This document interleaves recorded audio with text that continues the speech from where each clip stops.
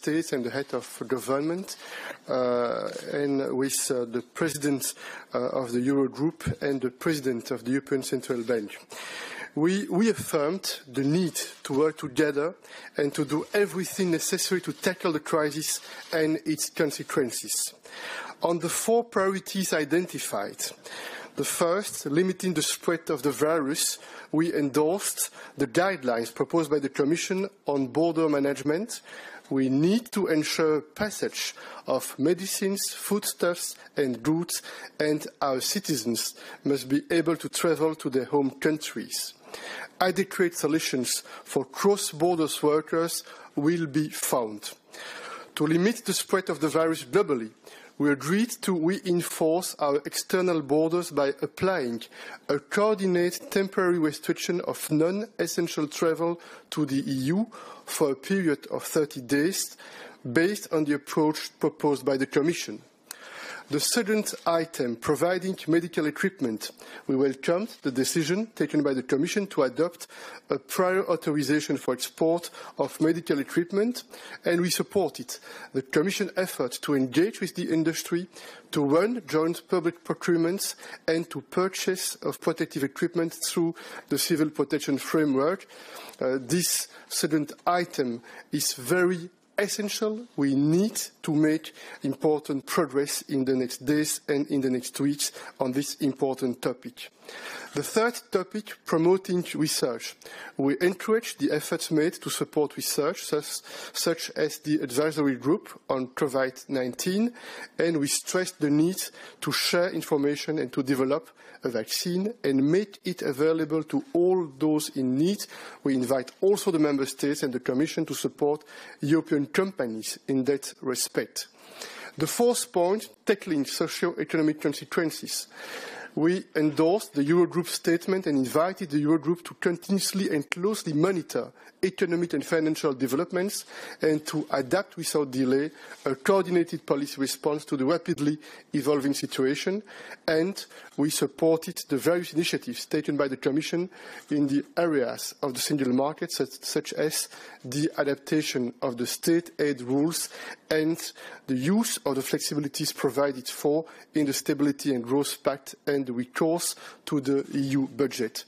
The Union and its Member States will do whatever it takes to address the current challenges, to restore confidence and to support a rapid recovery for the sake of our citizens.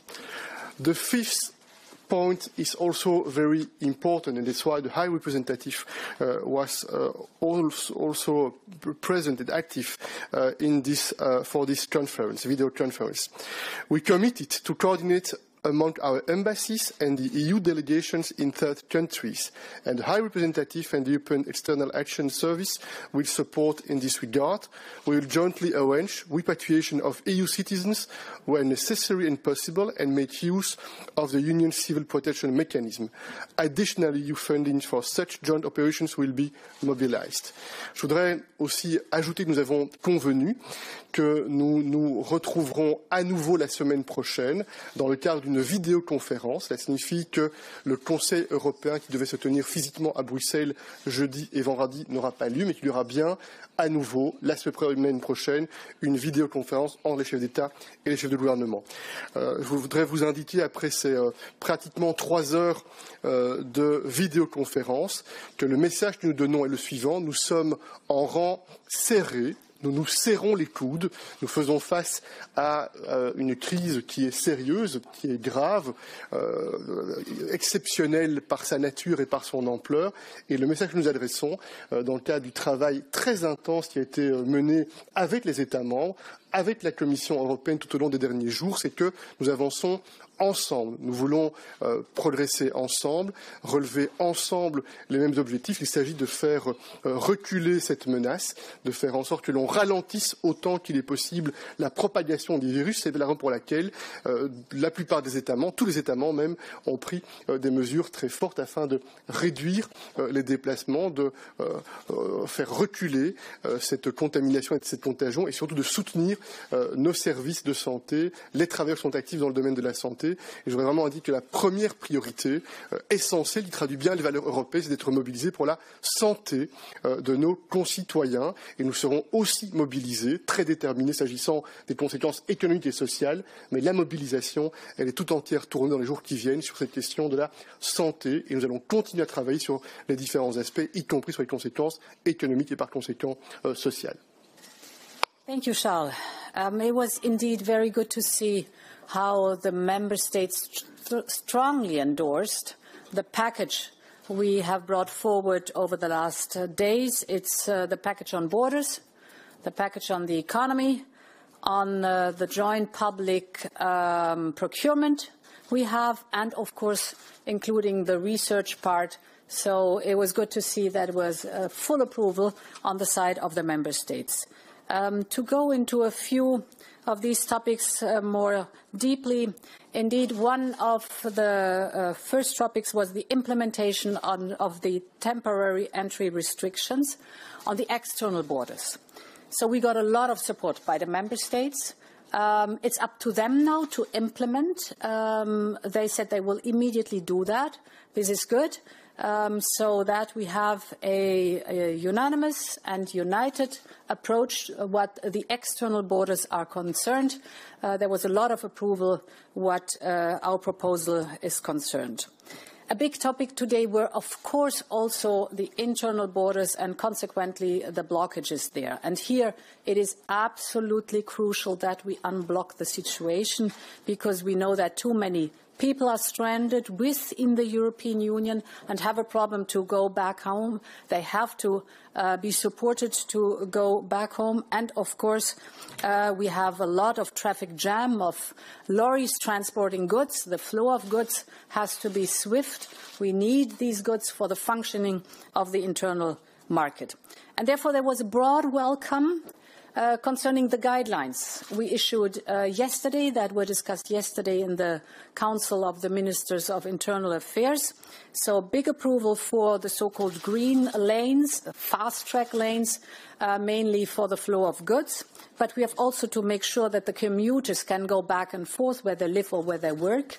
There was an impressive example from Luxembourg, who the Prime Minister of Luxembourg said very clearly that's for Luxembourg essential, that they have the commuters coming back and forth because the majority of the health workers in the hospitals are living either in France or in Germany and have to commute swiftly, and it cannot take them hours to go to work or back home. So it's important that we fix that situation here. Same goes for the lorries. My commissioners are in constant contact with the respective ministers of the different member states that we solve that now. We have the guidelines. There was approval for the guidelines, and they have to be implemented now. One point that was very positive, we had been asked to set up a group of experts, virologists or epidemiologists, to give us advice, and we had the first meetings, and it was good to see that they fully approve in their recommendation what the measures for the term is social distancing is concerned. So it's absolutely correct on this evidence-based and scientific-based approach to have these measures to slow down the spread of the virus, to make sure that we have no public gatherings, that universities and schools are closed, that entertainment places are closed, because we want people, in this case, not to have contact with each other so that we can reduce the speed of the spread of the virus and therefore reduce the pressure on the health sector and the patients that have to be treated. We launched today public procurement for gloves and masks, and yesterday for respiratory ventilators. 24 member states are participating. That is good. The companies have now 6 days to tender, and then the member state can immediately sign up the contract the day after the tender is closed within the next 6 days. We are working also with the industry throughout Europe to ramp up the production of these scarce goods, so concerning the personal protective equipment, but also the ventilators that are desperately needed. And finally, On Friday, indeed, we launched a strong economic package. This too was unanimously endorsed by the member states. Friday feels already quite a while ago because since Friday we see that things have gotten even more serious. The situation has worsened. The economic situation is extremely serious, and therefore all the measures that have been taken on the health side, which are correct to contain the virus, we see that they have a huge impact on our economy. This is an external shock, and it hits the whole world. We have never had that before. The enemy is a virus, and now we have to do our utmost to protect our people and to protect our economies. Since last Friday, we are working on all fronts to deliver on the ground. First, we are right now finalizing the new temporary framework for state aid that will provide very high flexibility to member states to support, for example, their companies. Second, it was good to see that yesterday the Eurogroup welcomed our readiness to activate the general escape clause. We are working on it and will come forward with a proposal to the Council in the next days. And let me stress once more, we are ready to do everything that is required. We will not hesitate to take additional measures as the situation evolves. Thank you. We'll take a couple of questions in the room, and we've received a lot of questions, of course, virtually. But first, yes, Politico. We'll take a question from you. Sarah Wheaton with Politico. President von der Leyen, today you posted a video on Twitter talking about aid to a company working on a vaccine for coronavirus. And you said, I hope that with the support we can have a vaccine on the market perhaps before autumn. Regulators and public health experts in both the U.S. and Europe have consistently said it will take at least a year to a year and a half to have a widely available vaccine, and that's even speeding up the normal regulatory process. So what makes you think there's a possibility that we would have a vaccine by autumn? And is there a responsibility for Commission officials like yourself to maintain realistic expectations in the public? Yes, the fact that other countries tried to buy that company show that they are the front runner in the research, highly acknowledged, and they are working on a pattern that has already been approved and gone through specific processes that are necessary. So they are highly specialized in this field, and it's their prediction that they might be able towards fall to have the possibility to have a vaccine that is fighting coronavirus. It was very important for us. It's a European company. We wanted to keep it in Europe. It wanted to stay in Europe. It was very important to give it the necessary funding, and that has happened yesterday when we had this conversation. With all due respect, I asked them, and they said that they acknowledge the process usually takes years. It would be up to regulators to speed it up. Have you gotten any guarantees from regulators? Can you give us any specific information about what is leading you to make a prediction that differs from regulators? Yes, I think as we are in a severe crisis, we all see that we are able to speed up any of the processes that are slow normally and take a lot of time and are very bureaucratic. We all know it goes for the public procurement, for example, right now too. We have processes that normally are slow, are difficult, but we have the means to speed them up.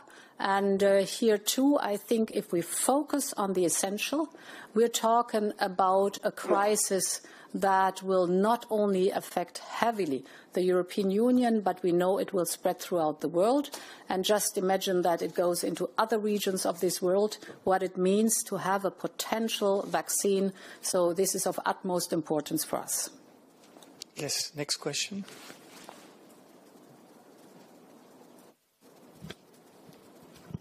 Thank you. Okay, thank you. Thomas Gutschka, Frankfurter Allgemeine Zeitung. A question to the President of the Commission. Have you received any assurances today from the Polish government that it is going to change its policy at the border specifically stopping people from the Baltic republics that want to cross through?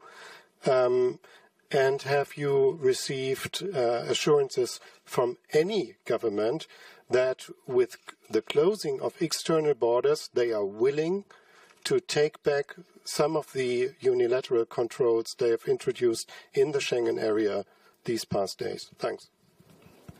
We had a good discussion with the member states on the problems at the border, also specific borders in member states. It was good to hear that I had several phone calls with the Polish Prime Minister, and it was good to hear that he said to the member states that they are working at the moment being, first of all, on the fast track, on the green lanes, and to make sure that there is a corridor that is important for the lorries, and that they are working hard also on giving assistance to the people that are stranded on the German side, for example, people coming from Estonia or Latvia or Lithuania, so that they can go through in a corridor through Poland. It is absolutely necessary that something happens, but I'm positive that there will be a movement and a positive change over the next days. I have a question. And Any reassurances that countries are willing to lift controls with the closing of external borders? Yes, I think it is important now to implement the regime on the external border. I told you, and you said it too, that we have an intensive discussion about the internal border measures that are hampering not only the single market and our economy, but also difficult for the labor market, for example, with those who are commuters. And we have published the guidelines. The guidelines got a lot of backing, so I think the first step will be that we ease the tension in those regions where internal border measurements have been put up in general, so that they are more flexible and they are more targeted on leaving the way to the flow of goods and those people who have to cross the border urgently.